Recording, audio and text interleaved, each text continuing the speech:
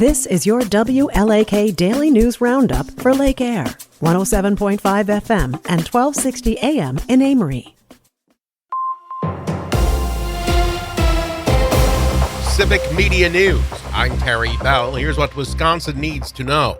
It's back to school today in Mount Horeb. Counselors are on hand. The Wisconsin Justice Department says a teenager was brandishing a pellet rifle outside the middle school last Wednesday.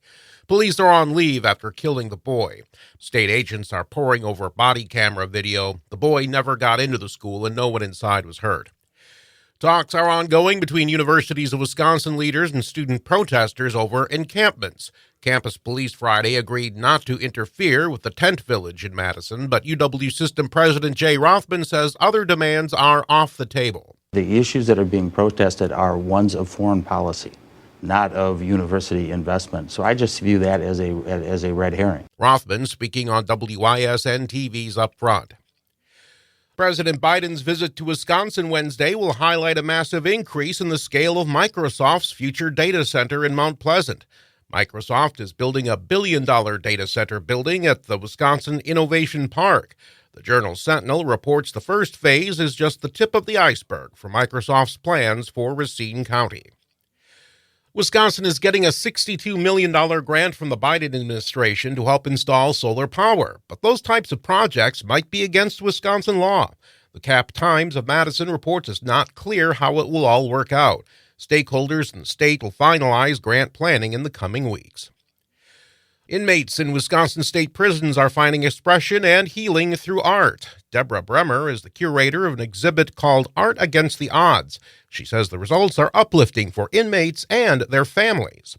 There's pride, and you can imagine that might be rare when you have a relative or a loved one who has done something and, is being punished by incarceration. The exhibit is on view at the Neville Public Museum in Green Bay through Sunday the 19th.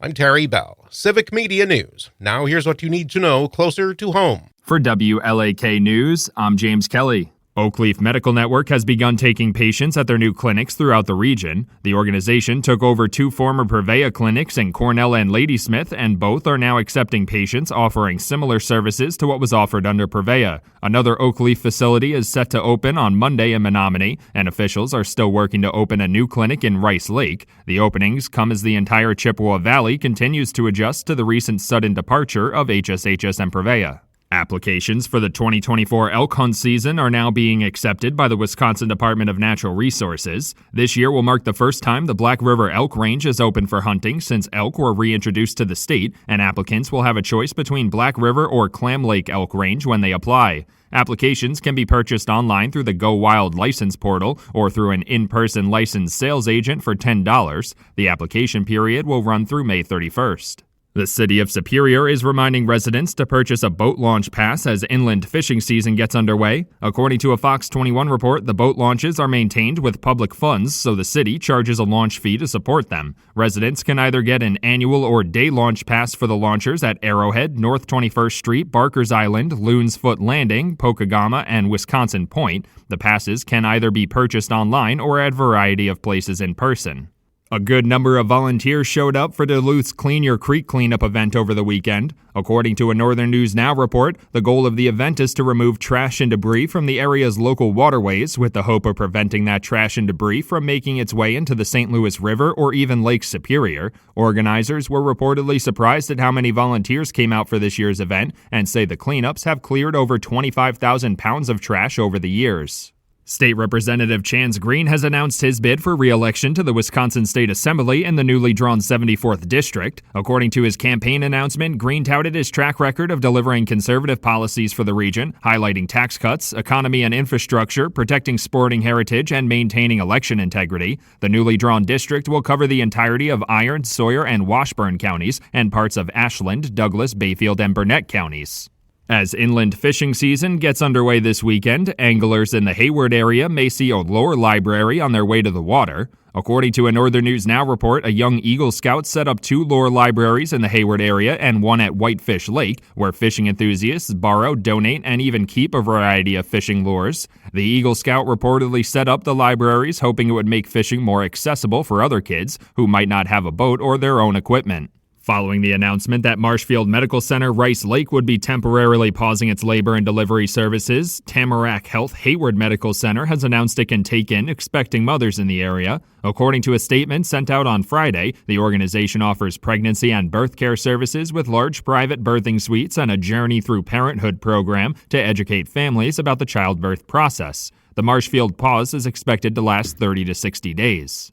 The Minnesota Nurses Association has announced 2 more Essentia Health locations are planning to start a union. Over the past few months, 2 Essentia Health clinics in Duluth have voted to unionize, and now nurses at Miller Hill Surgery Center and Solvay Hospice House will also file for a union election. If approved, the nurses would join their other Essentia Health counterparts in the Minnesota Nurses Association. They say they want more say in working conditions, scheduling, and patient care conditions. And that's what you need to know. For WLAK News, I'm James Kelly. The Packers wrap up rookie minicamp. Hi, I'm Mike Clemens with sports. The Packers' 11 draft picks and another 40 undrafted players were at the Packers' 2 days of practice over the weekend. The team signing 3 tryout players and a receiver, Dimitri Stanley, the son of Walter Stanley, a receiver for the Packers in the 1980s. Head coach Matt LaFleur asked about that sling on his left arm the past couple of weeks. What happened? Got in a little fight with the bench press, so I lost. NBA, Doc Rivers says expect changes at the Bucs, particularly on the coaching staff now that the season is over. Obviously, I got to evaluate everything and build the right staff so we can have the right staff and all that stuff. But it's an advantage now going through the half of the season and coming to camp, then taking a new job. You know, at least I've been with these guys, kind of know how they tick. I kind of know things that you would have never known that. So I think it's an advantage for me coming into next year. That's the Bucs head coach, Doc Rivers. Baseball, the Brewers in Kansas City tonight against the Royals. After losing 5-0 to the Cubs, it's the first series loss for the crew on the road so far this season. It's little things that makes the difference between good and great. So that's what a young team's going to learn, and we're going to have to go through this and learn it and keep our energy and keep our focus the right way. And it's a great challenge. You know, you lose a series to the Cubs on the road, especially in this environment. It's no fun, but you learn from it. That's Brewers manager Pat Murphy. With sports, I'm Mike Clemens. On your entertainment beat, I'm Pete Schwaba. Here's a show that brings serious discomfort, awkwardness, and incredible tension. Check out Baby Reindeer. The Netflix show tells the story of a young wannabe comedian in the UK who befriends a girl who is a socially awkward ex-con claiming to be a lawyer. Creator and star of the show, Richard Gadd, plays Donnie Dunn, whose character crosses paths with the deranged Martha, played by Jessica Gunning. And hallelujah, you can actually go old school streaming and watch all 7 episodes in one sitting. Justin Bieber's wife, Hailey, says her husband is in touch with his emotions. OMG, do you think he'll be so embarrassed that she said that? Nope. The New York Post reports that Bieber posted photos of himself crying on social media. His wife actually called Justin, a tattooed wannabe rapper trying to shake that kid performer image, a pretty crier, more or less inviting everyone on social media to verbally wail on her husband. In Guys Who Can't Stop Being Creeps news, Grabby McGee, a.k.a. Kevin Spacey, is under fire again for inappropriately touching people.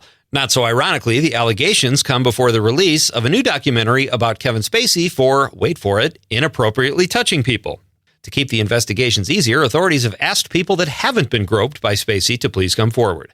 Spacey Unmasked drops on Max May 6th. Fans of Blue Bloods have had a nice run, but the show ends in December. Deadline.com reports Tom Selleck has warned the producers that people might not be ready to say goodbye, and I'm sure he did so in the most measured, borderline dull, unexciting way possible. Just kidding. Love the Selleckster, and 14 years is a pretty good run. The network says they are looking for new ideas. Translation? Be prepared for something other than Blue Bloods that is exactly like Blue Bloods to premiere next fall. Fans of the show Criminal Minds Evolution will want to hear this. Paramount Plus has announced the show will drop the first 2 episodes of Season 2 Thursday, June 6th. Deadline reports that a new episode will drop every Thursday following the release. The show stars Joe Mantegna, Paget Brewster, AJ Cook, and Aisha Tyler. The show is a spin-off of CBS' original Criminal Minds, which debuted in 2005 and ran for 15 seasons. Britney Spears sprained her ankle and the paramedics were called. People.com reports that witnesses say Spears and boyfriend Paul Richard Solis got into a fight before the incident while staying at the Chateau Marmont in Los Angeles.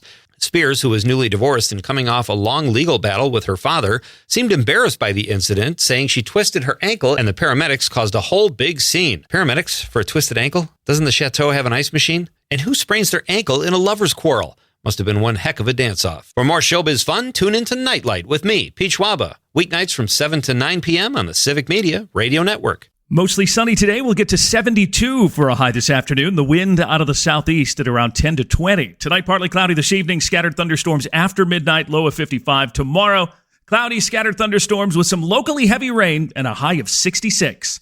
I'm meteorologist Sean Cable. Outside now, it's 53. That's your WLAK Daily News Roundup from Civic Media.